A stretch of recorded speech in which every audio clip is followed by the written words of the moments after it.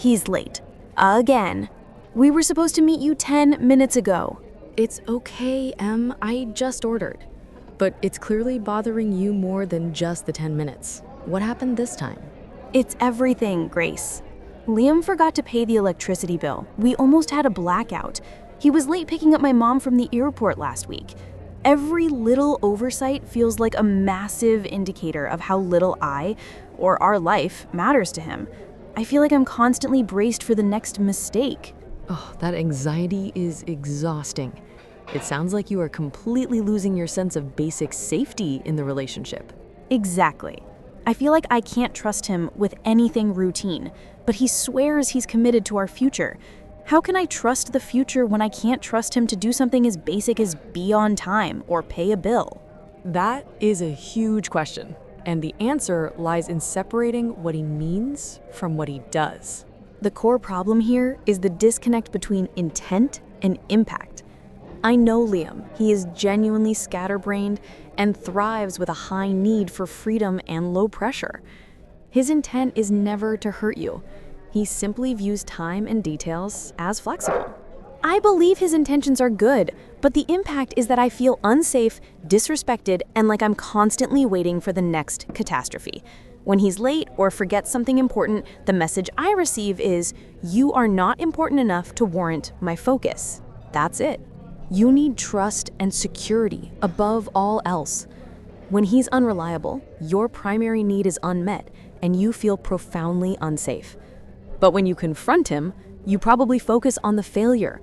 You forgot the bill, you are so irresponsible, which triggers his defensiveness. I do, and then he gets defensive and says, "It was just an honest mistake. Why do you always blow things out of proportion?" Because to him, it was just an honest mistake. Low stakes, low concern. But for you, the person carrying the mental load, the impact is high, which leads to high anxiety. When he says it was just an honest mistake, you hear, "My minimal effort is acceptable regardless of your severe anxiety." That's exactly the translation. It makes me feel like I'm the problem for having normal expectations of reliability. Right, you're in a vicious cycle. His low-stakes approach triggers your high-stakes anxiety, which leads to you criticizing the failure, which makes him retreat from the perceived criticism of his character, and that causes you to lose more trust. We need to stop fighting the mistake and start fighting the impact. Your mission is to show him the weight of the impact without attacking his character. To break that cycle, you have to completely change the way you start the conversation. You must use a soft startup centered around an I message. You need to approach this not as a performance review, but as a shared problem about the relationship's safety. So, no more, "We need to talk about your inability to manage a calendar"? Absolutely not. You choose a time when you are both calm, and you lead with your vulnerability, not your anger. You need to tell him the impact without attacking the intent. Try this structure. "Honey, I love you and I want to trust you fully. I feel a huge wave of panic and anxiety when I realized the electricity bill was almost missed. My need is to feel safe and respected. Could we talk about how we can build a system that works for both of us?" That feels terrifyingly vulnerable, but it reframes my anxiety as a relationship need instead of a personal failing. Exactly. You are inviting him into your anxiety instead of accusing him of causing it. When you focus on, "I feel unsafe," you are talking about trust. When you talk about the calendar, you are talking about control. Which one is more important for your long-term relationship? Trust, obviously.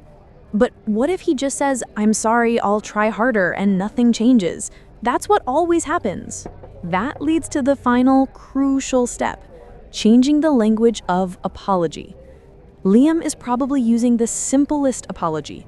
"I'm sorry," but that doesn't repair the damage to your trust.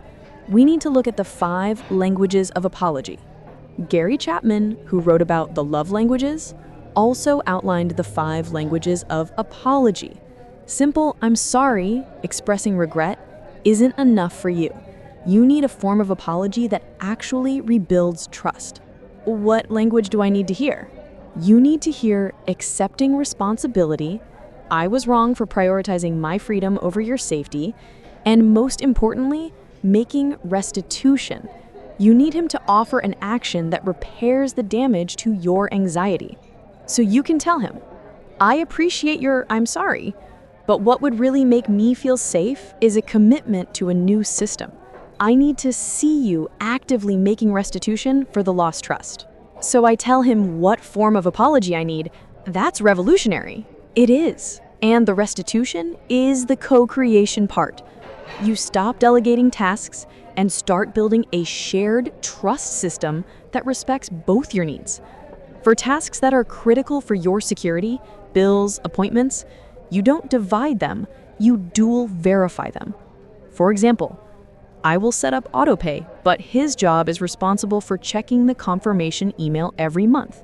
Or I will input the appointment into the shared calendar, but his job is to set the final phone alarm for the reminder. You are no longer managing him, you are managing a shared trust system.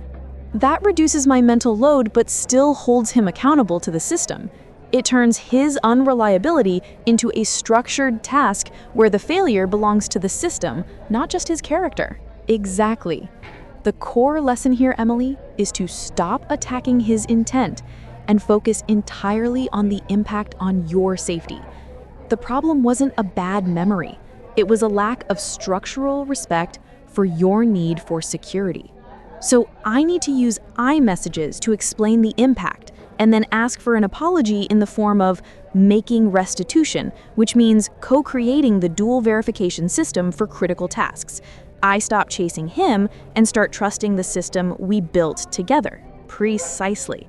Now, let's look at your calendar and write out that new soft startup message. You're going to get your safety back.